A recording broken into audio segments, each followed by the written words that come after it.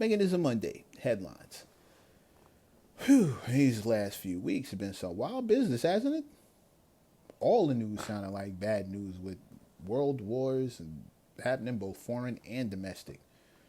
Between Jada Pinkett airing out Will again, Hamas airing out Israel, Tupac killer Keefe D attempting to implicate Diddy, and fans looking to loop me into the show drama, my phone and socials have been flooded with folks wanting me to address all of the above, or at least asking me why I haven't done so far. Here's the thing. After taking a second to think, which most rarely get a moment or take a moment to do, every one of these stories seems to be tied together with threads of entitlement and narcissism in some way, shape, form, or fashion.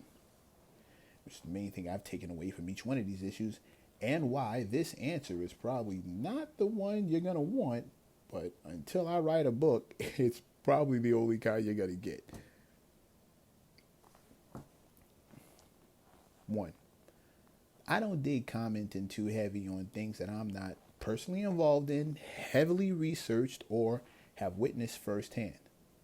Because assuming you know what someone else is going through, leads to accusations that create situations that I don't have the time or patience for. Number 2, even if you know exactly what they're going through, which you probably don't, you still have no idea how they actually feel. You can only guess how you'd feel if that situation happened to you. And since it hasn't, you can only guess. And if you can't think for them, you damn sure can't feel for them, much less articulate both. What you can do is threefold. 1, figure out your level of interest in general. Ask questions inside of that level to ascertain the facts of the matter, and then comment or act on the facts as you know them to be after a good observation. Speaking of observations, that leads me to mine. See, my pops gave me a little gem that's helped keep my brain and stomach ulcer free when I've been face to face with situations where 2 opposing sides are causing collateral damage for folks involved and confusion for the folks who can't ignore it. That's this. No one is the villain in your own story. No one is going to tell the tale that makes them look like the bad guy, because 9 times out of 10, they truly don't believe they are.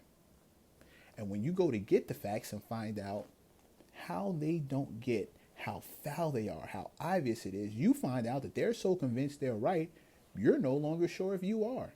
And if both sides are able to do that long enough, how do you figure out which one is the actual victim and which one is following a moral compass that only points one way? Here's a little rule of thumb for the times you find yourself second guessing your cause. If your happiness always seems to come at the direct and conscious detriment of others, clap your hands, you're the villain.